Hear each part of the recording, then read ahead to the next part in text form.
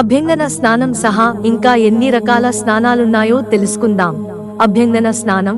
ఇక మిగతా రకాల స్నానాల గురించి చెప్పుకోవాలంటే అభ్యంగన స్నానం 1.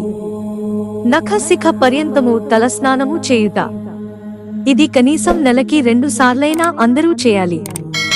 మరి దాని వలన ప్రయోజనాలేమిటో చూద్దాం. 1. వేడినీటి స్నానం చర్మాన్ని బలపరచి చర్మంపై గల క్రిములను సంహరిస్తుంది. నూనె మర్దన శరీరంలో రక్త సరఫరా మెరుగుపరిచి ఆరోగ్యవంతమైన చర్మాన్నిస్తుంది.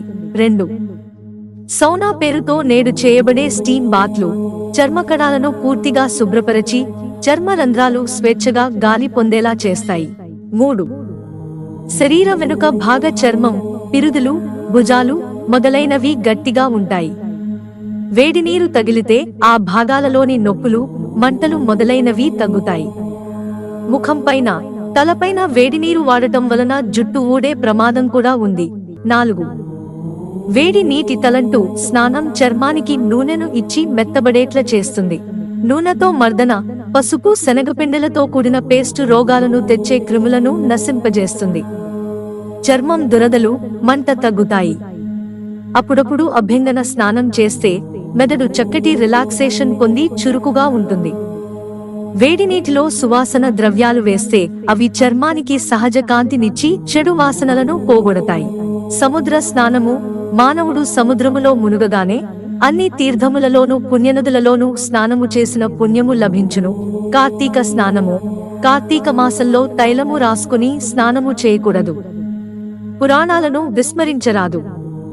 కార్తీక మాసంన వేడినీటితో స్నానము కల్లుతో సమానమని బ్రహ్మదేవుడు చెప్పెడు. కాబట్టి వేడినీటితో స్నానము కూడదు. ఒకవేళ అనారోగ్యముగా ఉండి ఎలాగైనా విడవకుండా కార్తీక మాసవ్రతం చేయాలన్న కుతూహలం కలవారు మాత్రమే వేడినీటి స్నానం చేయవచ్చు. అలా చేసేవారు గంగా, గోదావరి, సరస్వతి, యమున నదుల పేర్లను మనసులో స్మరించి స్నానం చేయాలి. మానవుల్ని పవిత్రులను చేసుకోవడానికి భగవంతుడు అనుగ్రహించినవి జలము, అగ్ని. అగ్నితో శుద్ధి చేసుకోవడం వీలుబడదు. అగ్ని అందలి దాహక శక్తి మనల్ని దహింపచేస్తుంది కనుక జలముతో శుద్ధి చేసుకోవడం అందుబాటులో ఉన్న శాస్త్ర సమ్మతమైన విషయంగా చెప్పబడింది. హిందూ పురాణాలలో వివిధ రకాలైన స్నానాల గురించి చెప్పబడింది.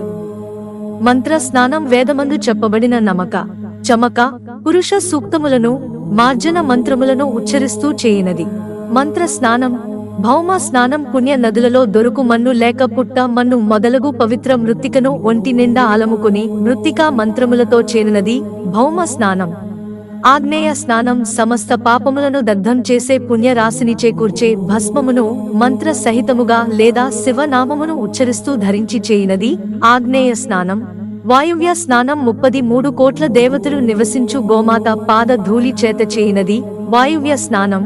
దివ్య స్నానం. లోక బాంధవుడు, జగజ్జక్షువు, కర్మ సాక్షి అగు సూర్య భగవానుడు ఆకాశంలో ఉండి సూర్య కిరణాలను వెలువరిస్తున్నప్పుడు వానలో స్నానం చేయడం దివ్య స్నానం.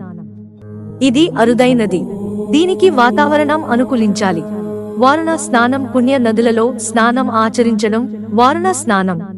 మానస స్నానం. నిత్యం నారాయణ నామ స్మరణతో కామ, క్రోధ, లోభ, మోహ, మద, మత్సర, అహంకార, ఢంభ, దర్పదైన్యాది మాలిన్యాలను మనస్సులో చేరనీకపోవడం మానస స్నానం.